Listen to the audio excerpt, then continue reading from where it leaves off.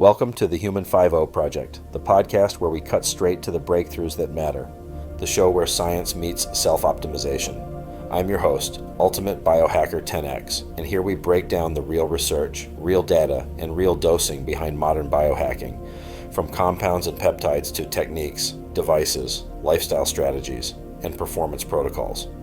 Most people jump in and jump out before they get the gold, so we're keeping it tight and delivering the essential insights you need without the fluff.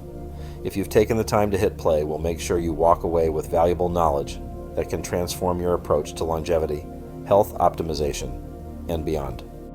Here's the uncomfortable truth. A lot of people chasing performance, they're actually sabotaging it. They crush hard sessions, they chase PRs, they stack miles, they do Hyrox sims, CrossFit WODs, double days, long runs, tempo sessions. And they sleep 5 or 6 hours, undereat, never deload, drown themselves in caffeine, and wonder why they always feel tired, sore, flat, or one step away from getting sick. We turned the grind into a personality trait, but your body does not adapt because you suffered. Your body adapts because you recovered from the suffering.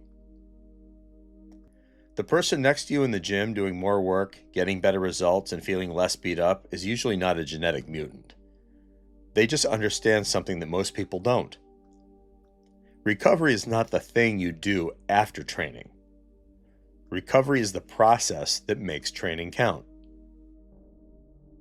I'm UltimateBiohacker 10x here with the Human 5.0 Project, and this is Performance and Recovery for Dummies. Let's fix it, and let's lock this thing in.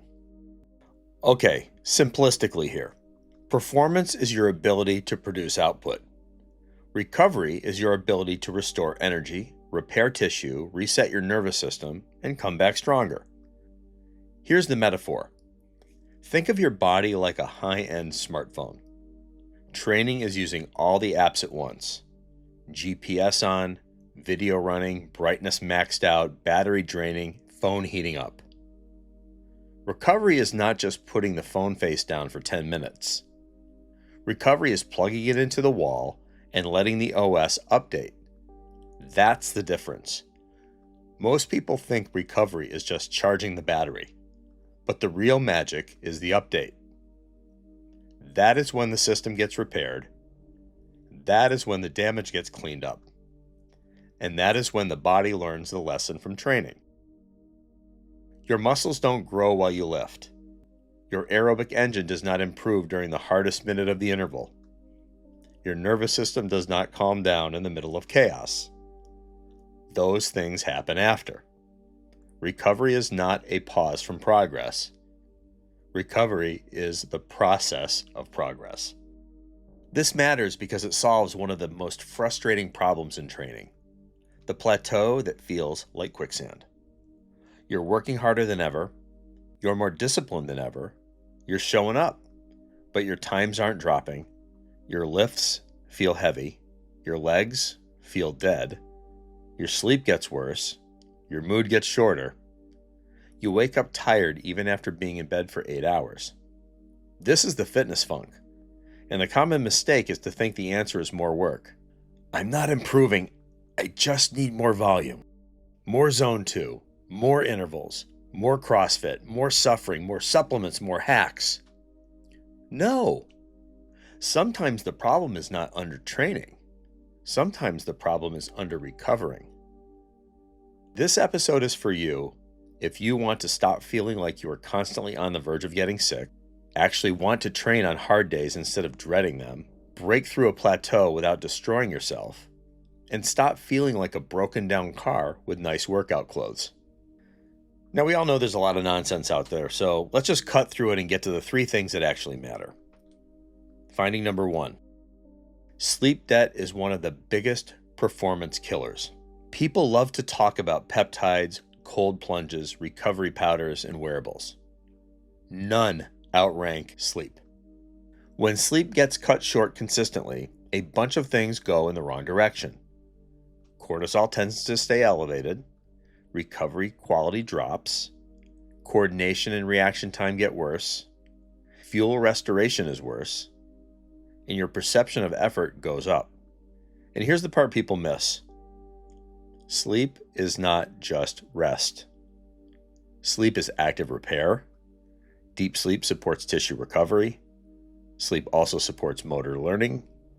And that means if you practiced a movement, a skill, a pacing pattern, or a lifting pattern, sleep helps lock it in. So when you skip sleep, you're not just tired, you're less repaired, and you're less learned. Finding 2. Recovery is nervous system recovery, not just muscle recovery. A lot of people think fatigue only lives in the muscles. That's way too simple. Your body has a gas pedal and a brake pedal. The gas pedal is your sympathetic nervous system. Fight or flight, go mode, stress mode, push mode. The brake pedal is your parasympathetic nervous system. Rest and digest, downshift, repair, and rebuild. Training pushes the gas pedal. Recovery is supposed to let the brake pedal come back online. But if your whole life is stress on top of stress, hard training, bad sleep, underfueling, screens late in the day, caffeine all day long, life stresses, and poor downtime, then you stay on all the time. That's when people get wired but tired. They're exhausted but they can't fully relax. They're drained but they can't sleep deeply. They're sore but they keep layering on more work. And that's not grit, my friends. That's bad recovery economics. Finding 3. Deloads and fueling are not weakness. They are adaptation tools. The body does not just repair damage.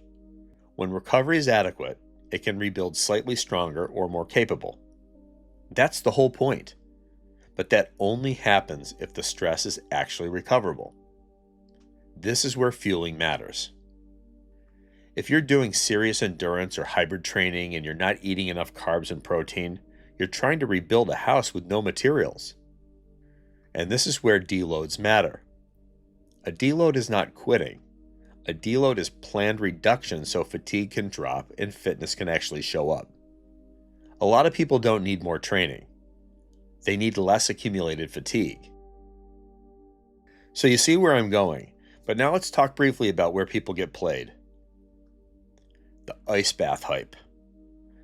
Now, cold exposure is not fake, but for a lot of people it has become content, and it hasn't been strategy. Cold can help with perceived soreness. It can help you feel alert. It can be useful in certain situations. But doing cold immediately after strength training every single time and calling that optimal recovery is not automatically smart. In some contexts, blunting inflammation too aggressively right after lifting may interfere with some of the adaptive signaling that you actually want. So translation here, cold is a tool, it's not a religion, and it's definitely not a daily identity badge. Okay, second, the Zone 2 religion. And I'll admit, I am a big fan of Zone 2, but I don't live just in that lane. Zone 2 is useful. It can help build aerobic base. We've talked before about how your VO2 max base is improved with Zone 2 training. It is lower stress than hard intervals. It's great for volume, but some people now talk about Zone 2 like it's the answer to everything. It is not magic. It is a tool. If all you do is endless easy work with no context, no progression, and no intensity at all, you are not automatically smarter than everyone else. Zone 2 matters, but it's just not the holy grail. Next, the active recovery trap. A lot of people say they are doing recovery work, and then they turn the recovery run into a real run. The easy ride becomes a threshold ride. The walk becomes a weighted ruck. The deload week becomes a still hard but with better branding. If your recovery work feels like another workout, it may not be recovery. Next, the wearable obsession. We touched upon this last week. HRV matters. Resting heart rate matters. Sleep data, it can help. But people get fooled when they let one bad score ruin their day. A single low HRV reading is not a diagnosis. A sleep score is not your boss. A recovery score is not a moral judgment. The trend matters more than the random daily number. Okay, next, supplements as a proxy. A recovery powder can't fix chronic underfueling. Magnesium can't fix 5 hours of sleep. A sauna can't fix a terrible training plan. A cold plunge can't fix a calorie deficit. You can't biohack your way out of bad basics.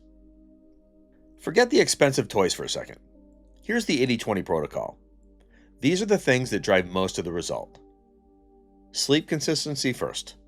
Aim for 7 to 9 hours, but more important than random hero nights is consistency. Going to bed and waking up at roughly the same time helps anchor your circadian rhythm. If you want a practical move, set a bedtime alarm, not just a wake-up alarm. Next, fuel your work. After hard training, get in protein and carbs within a reasonable window. You don't need to panic over a 17-minute anabolic window, but you do need to stop pretending coffee counts as recovery nutrition. General target, roughly 1.6 to 2.2 grams of protein per kilo of body weight per day, especially if you're training hard. If you're an endurance or hybrid athlete, carbs are not an optional decoration. They are recovery fuel. Next, deload before your body forces one. Every 4th, 5th, or 6th week, depending on your load, age, life stress, and experience, reduce volume and/or intensity. Not zero, not couch mode, just less. Think half load week, move, practice, reduce fatigue. Let the system absorb the work. And I can tell you that this is working for me because I was looking at my resilience and my readiness, and they're in the high range right now because I've had an easy week from a physical exertion standpoint. But I wasn't not getting my work in, and I'm still 92 to 97 on the physical activity end. But it just shows that by throttling it down, my body is adapting and really loving it. Next, keep the easy days actually easy. If you do zone 2, do zone 2. Use the talk test. You should be able to speak in full sentences. If you're gasping through your easy run, congratulations, you made it into another workout. Use heat and cold like tools. Sauna can be useful. Cold can be useful. But they are optional add-ons. If you're sleeping badly, undereating, and never deloading, sauna and cold are not where your miracle is hiding. Add a downshift ritual. Pick one. A 10-minute walk after dinner, nasal breathing during warm-up and cool-down, lights lower at night, phone out of the bedroom, a real post-workout meal, or a simple wind-down routine. Do not underestimate simple nervous system cues. Now, let's talk tracking. What to measure? Resting heart rate? If it jumps noticeably above your baseline for a few days, pay attention. Subjective readiness? How do your legs feel? How's your mood? How motivated are you to train? This is underrated data. Sleep quality and consistency.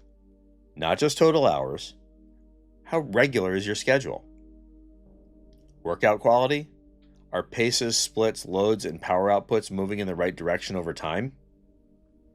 Lingering soreness and heaviness? Not one sore day. What's the pattern? Now, what to ignore? Single day HRV drama. Just watch the trend, not one bad number. Calories burned on your watch. This is just way too noisy to worship. Soreness is proof of progress. Sore does not always mean effective. Not sore does not always mean recovered. The biggest mistake is turning every recovery day into disguised training. If your recovery session secretly feeds your ego, it's probably not recovery. So here's the one-line takeaway. You do not get stronger from training hard. You get stronger from recovering from training hard. That is the Dummies version. But next week, we're going to go deeper, because some of you are asking the real advanced questions already. Is my fatigue physical, or is it mental burnout? Why do some people thrive on sauna and cold, while other people get wrecked? Why do some athletes recover fast while others break down doing the same damn plan? Next week, we do the advanced episode, the kinetics of recovery, responder versus non-responder phenotypes, burnout versus true fatigue, brain chemistry, nervous system load, and how to periodize recovery like periodized training. Stay smart, stay fueled, and stay adaptive. I'll see you there. This is Ultimate Biohacker 10X, and I'm out. Thanks for listening to the Human 5.0 Project. If you found value in today's episode, share it with someone who's ready to elevate their biology. Make sure to follow the show for weekly deep dives into peptides, protocols, devices, lifestyle strategies, and the science of high-performance longevity. Until next time, stay curious, stay optimized, and stay 10X.